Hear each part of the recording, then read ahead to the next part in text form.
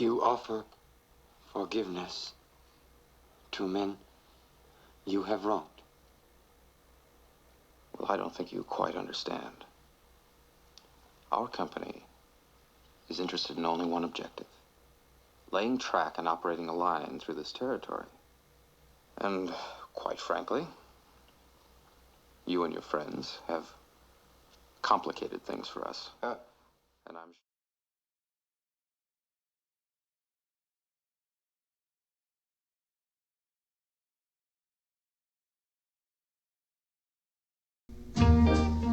I called Jeff this morning and told him straight out that it would be best for his sake if I continued to date, even if he didn't. He agreed to think it over and call me back. Meanwhile, to pass the time of day, I decided to make some extra entries in my diary. And then, dear diary, I knew I had no choice but to give in. And he kissed me as he's never kissed me before. And I got goose pimples all over.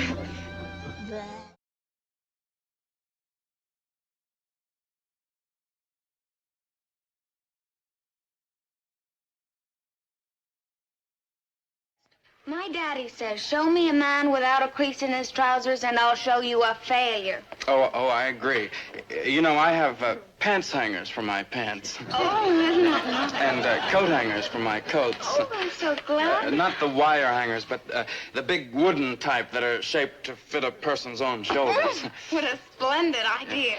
And I have a tie rack for my ties. Oh, really? And shoe trees for my shoes. Oh, how divine. Made in England.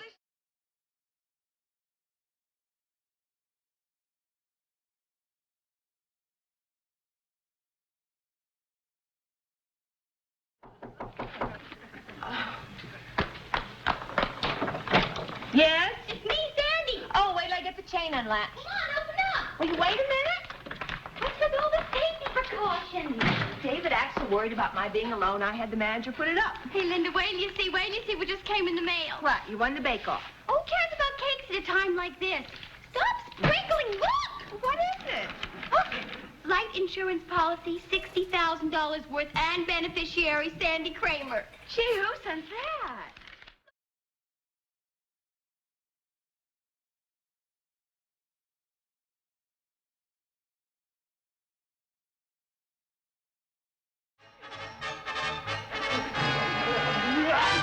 No, don't hit me. Samantha, don't hit me. Samantha! Well, what do you think of man's best friend now? No, never mind what he thinks of me. What about what he thinks of you? Stay out of this. You said your marriage was based on mutual trust and respect. Well, I proved you were wrong. He didn't believe you were telling the truth. Yes, I did. You did? He's lying. That's why I went to bed at 8:30.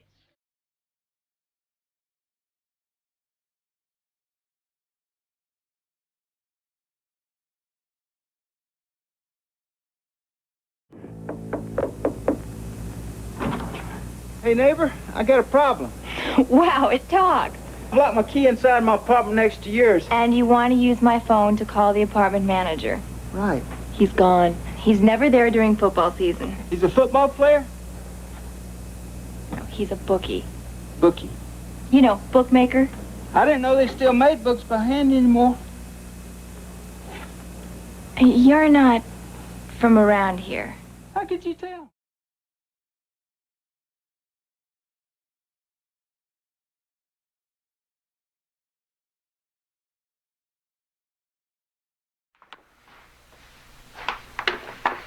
I thought we talked this marriage bit to death, huh?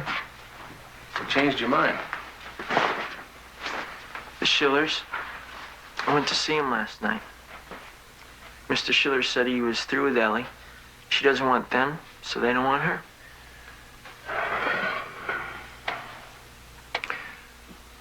What if they were to change their minds? Would you still marry Ellie? Sure. But I'd wait till I had a little more bread.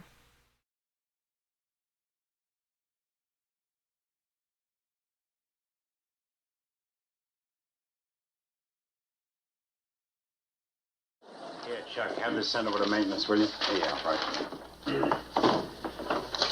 Well, sailor. Nurse. How are you? Pretty nice tongue depressor you have there. Lieutenant Wilson, what are you doing here? Yeah, you're out of uniform. Captain Bingham thinks you've been working too hard, and he sent me over to take you for a swim. Oh, come on. Honestly, the captain's very worried about your health. That'll be the day. There's something fishy going on around here. Here, I'll get it. Madam Kales Beach.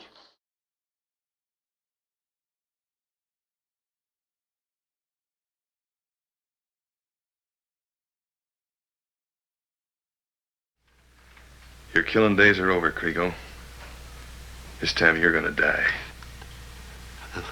I ain't gonna fight you. I'm taking off my gun right now. Now, Marshal, you can't shoot an unarmed man. That's not gonna save you, Kriego. You put that gun back on and you come out in the street. I'm gonna give you just 1 minute.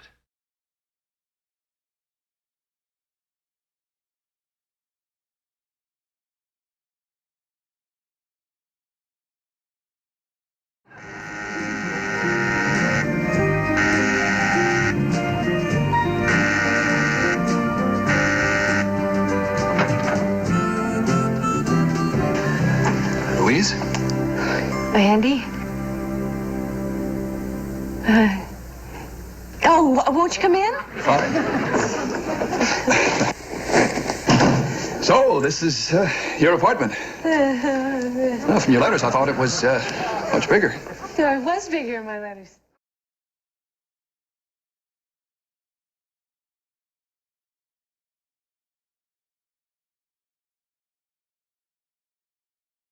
Mr. Jenkins, suppose you tell the court exactly how you happened to be in the store the night the robbery occurred. Well, I was watching a movie on TV, and the set went out on me. It was about 9 o'clock. I figured Bryce's was still open, so I'd take the set down there, have it repaired, and get it back by morning. Go on. When I got down there, the front door was locked. I saw a light around the...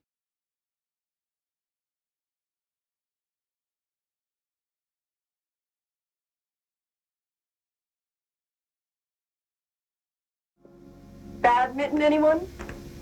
Not funny, Barbara. Sorry. Hey, come on, give me a smile.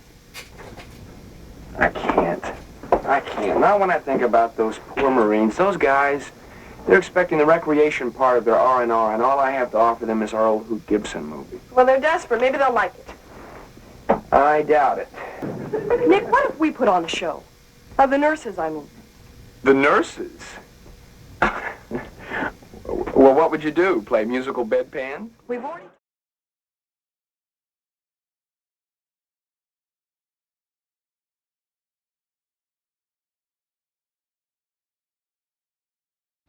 WD 9598, calling Coast Guard. Come in, please.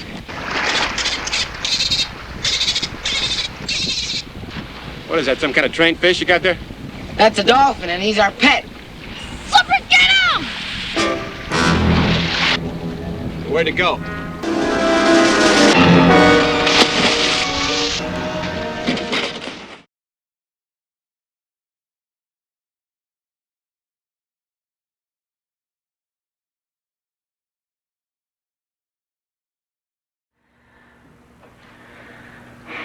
Is Jerry sore, Dave?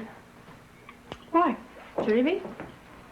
Well, you know, Dave's a couple of years younger and doing very well. Jerry must, I don't know, Dave just said Jerry might be sore. No. No. I mean, I don't think so. Sometimes this gets me so damn mad. I mean, this has got to be a terrible thing for Jerry. And he won't even talk to me about it.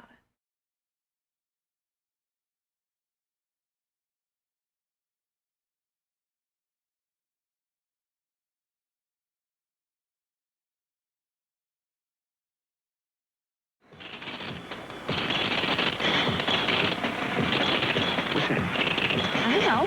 Who's that up there?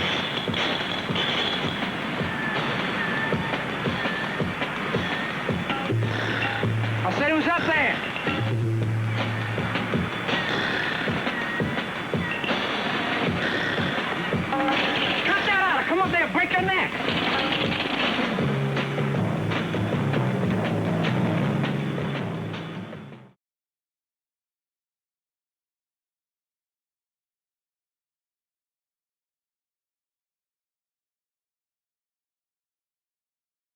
You've got to believe me.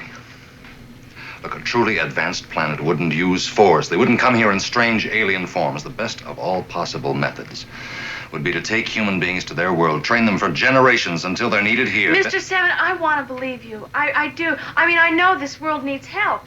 That's why some of my generation are kind of crazy and rebels, you know? We wonder if we're going to be alive when we're 30. 2 minutes to impact. Hold it right there, Mr. Seven. Oh, no.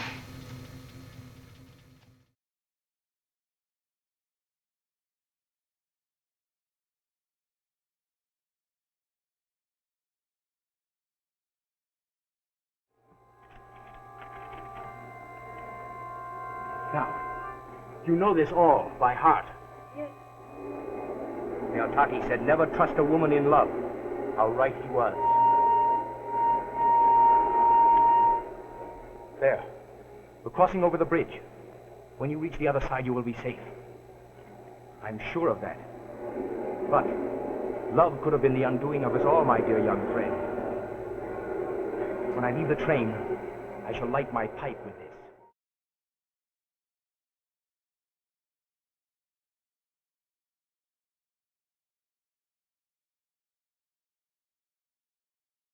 Well, he's upstairs now. Why don't we try it? Steve, no. Well, Mother, Uncle Leland will never know. He might hear. Oh, he won't hear us. Go ahead, Steve. Turn it on. Well, let's see. Well, here goes. Nothing yet. You don't suppose it'll blow up, do you? Silly.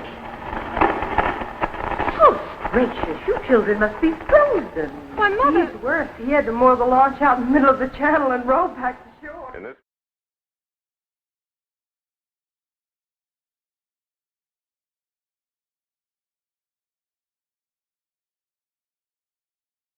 You may proceed.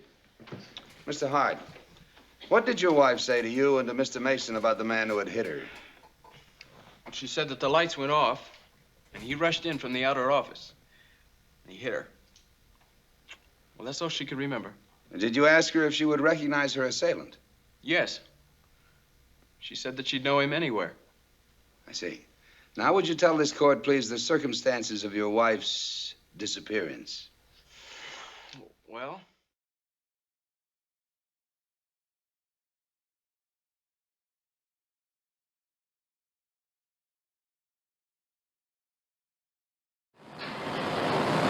Do you think I've been a good mother to you and Chris? Mom, what a silly question. Of course you have. And you don't feel deprived that there was no father in the house? No, certainly not. No. Then there's no reason why you couldn't do just as good a job with Jeremy. Mother, Nick, you know that's not what my hang-up is.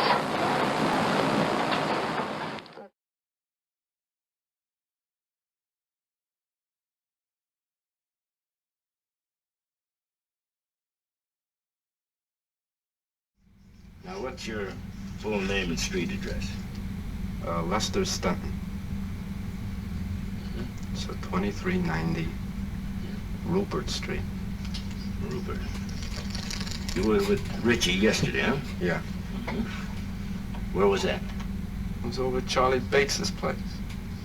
Richie came in there real sore. At who?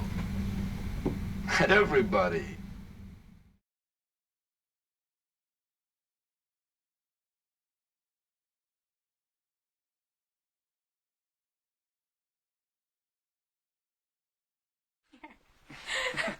Here, let me do this. You know, I think I married the handsomest man in the whole world.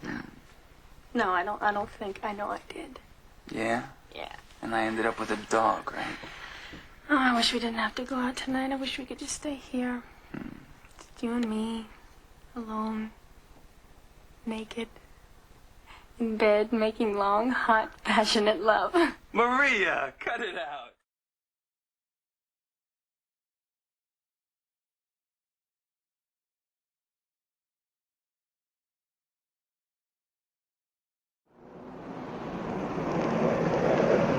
Elmore, huh? Elmore Cato. well, they actually call me Rocky. I really prefer Well, that. the ID says Elmore. Elmore Quincy Cato. You think you can carry all that? Rocky, if you don't mind. So tell me, Elmore, why did you transfer in here from the valley? The kids, I guess. They got good schools around here. This is a good school district. That's it? I mean, you transferred in here for that? Well, no, it's really for the bad guys.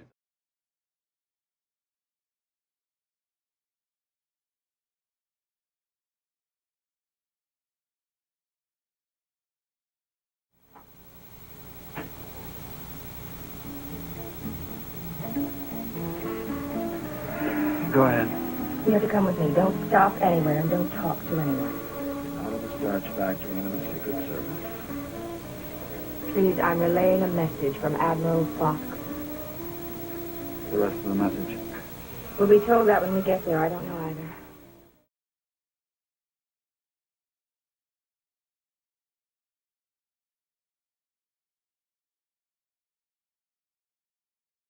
Now, please understand one thing.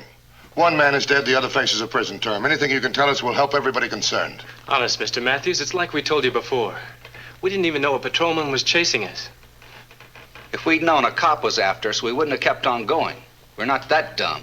This brings us to the disturbing the peace charge. I have to send everything to the DA's office unless I can find a good reason to keep it out. Listen, Mr. Matthews, all we did is go to that town and get a bite to eat. We didn't start any trouble. Those people in Sunland Park, they hate anything.